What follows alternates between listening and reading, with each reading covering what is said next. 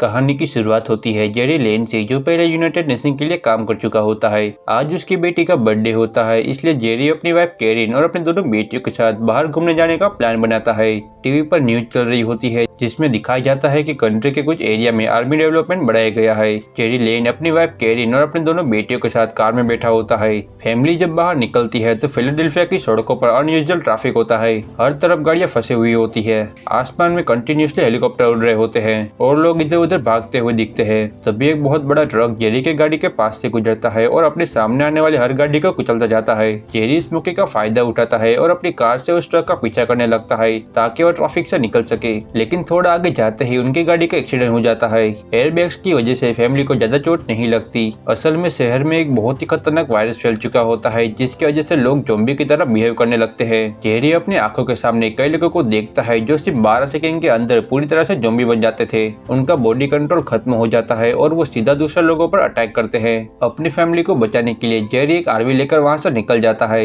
लेकिन अब तक पूरा शहर ज़ॉम्बी वायरस के गिरफ्त में आ चुका होता है। रास्ते में जेरी को उसके दोस्त थेरी का कॉल आता है जो अभी भी यूनाइटेड नेशन का एजेंट होता है। थेरी कहता है कि उसे जेरी की मदद चाहिए और उसे एक ऊंची बिल्डिंग पर आने को कहता है जहां से हेलीकॉप्टर के जरिए उन्हें रेस्क्यू किया जाएगा। बिल्डिंग में जाने से पहले जेरी एक मेडिकल स्टोर में रुकता है ताकि अपनी बेटी के लिए अस्थमा के इनहेलर ले सके। लेकिन जब वो बाहर आते हैं तब वो देखते हैं कि उसकी आरवी चुरा कर कोई भाग चुका है। अब उनके पास कोई ऑप्शन नहीं बचा था, इसलिए जेरी अपनी फैमिली के साथ पास के एक बिल्डिंग में घुस जाते हैं और थेरी को कॉल करके अपने एग्जैक्ट लोकेशन बताता है। थेरी प्रॉमिस करता है कि सुबह होते ही हेलीकॉप्टर के जरिए उन्हें पिकअप कर लिया जाएगा। रात भर ज़ॉम्बी बिल्डिंग के अंदर घुसने की कोशिश करते हैं। जेरी और उसकी फैमिली बहुत तेजी से सीढ़ियां चढ़ते हैं और जेरी अपनी गन से ज़ॉम्बी को मारता रहता है। ऊपर जाते ही उन्हें एक रूम में एक फैमिली मिलती है जो उन्हें आज रात तक के लिए रुकने के लिए जगह देती है। लेकिन बहुत जल्द सुबह होने वाली थी और हेलीकॉप्टर का आने का टाइम हो गया था। जेरी उस फैमिली को भी अपने साथ चलने को कहता है, लेकिन वो फैमिली मना कर देती है। जेरी उसकी वाइफ और दोनों बेटियों को अपने साथ लेकर टेरेस की ओर बढ़ने लगता है। जैसे ही वो बाहर निकलते हैं ज़ॉम्बी उन पर हमला कर देते हैं।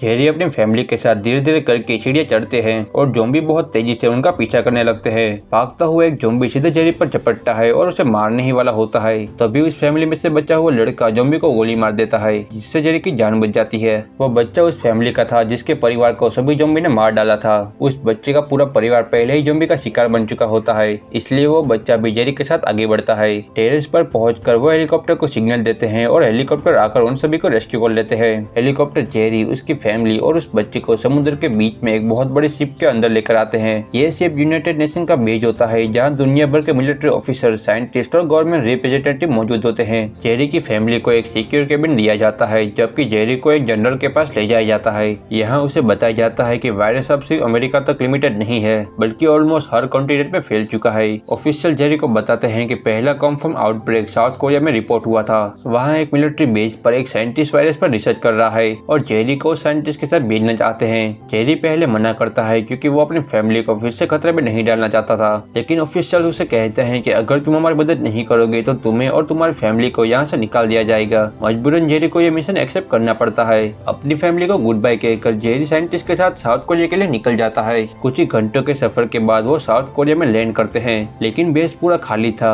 वो धीरे धीरे करके आगे बढ़ते हैं, तभी ज़ॉम्बी उन पर हमला कर देते हैं। साइंटिस्ट डर कर वापस जाने लगता है और वो फिसल कर नीचे गिर जाता है और उसके हाथ से गोली चल जाती है जो कि उसके सर पर लगती है, जिसकी वजह से साइंटिस्ट की मौत हो जाती है। मतलब वो साइंटिस्ट एक डरपोक था जो इस सिचुएशन से भाग रहा था। अब उनकी ये होप भी खत्म हो चुकी थी, लेकिन तभी इस बेस के बचे हुए सोल्जर आकर उन्हें यहाँ से ले जाते हैं। वहाँ का जनरल उन्हें बताता है कि कोरिया में सबसे पहले मरीज एक सोल्जर था जिसने हमारे डॉक्टर को काटा था और उस डॉक्टर से ही हमारे पूरे बेस में ये वायरस फैला था। लेकिन उनके साथ एक सोल्जर था जो कि लंगड़ा कर चल रहा था। वो जेरी को कहता है कि ये मेरा गाँव बहुत ही वक्त से है और जब बेस में ज़ॉम्बी बन गए थे तब उन्होंने सब पर हमला किया, लेकिन मुझ पर हमला नहीं किया। वो मेरे पास से गुजर जाया करते थे जैसे कि मैं यहाँ पर मौजूद हूँ ही नहीं। वहाँ जेरी को एक आदमी मिलता है जो कि CIA एजेंट था जो नॉर्थ कोरिया में इलीगल बंदूकें बेचा करता था। वो उन्हें कहता है कि पता है आखिर कैसे बचा है इजराइल। उन्होंने वक्त रहते अपने शहर के आसपास बहुत बड़ी बड़ी दीवारें खड़ी कर दी। वॉम बर्न नाम के आदमी के पास तुम्हारे हर सवाल का जवाब है। अगर तुम्हें अपने सवालों का जवाब चाहिए तो तुम्हें जेरूसलम जाना होगा। इसलिए जेरी जेरूसलम में जाने का फैसला करता है, लेकिन प्लेन में फ्यूल नहीं था, जिसके बाद जेरी और पायलट प्लेन की ओर जाने लगते हैं। पीछे से ज़ॉम्बी उन्हें काटने के लिए उनका पीछा करने लगते हैं, लेकिन जनरल अपने ट्रक से ज़ॉम्बी को कुचलता हुआ आगे बढ़ता है और प्लेन में फ्यूल भर देता है और बाकी के सोल्जर अपनी गन से ज़ॉम्बी को मारने लगते हैं। फ्यूल भरते ही जेरी पायलट के साथ प्लेन को टेक ऑफ करवा देता है। जिससे प्लेन में चढ़े सभी ज़ॉम्बी नीचे गिर जाते हैं। कुछ ही वक्त में वो इजराइल की राजधानी जेरूसलम में पहुंच जाते हैं। जेरूसलम में अभी सब कुछ अंडर कंट्रोल था।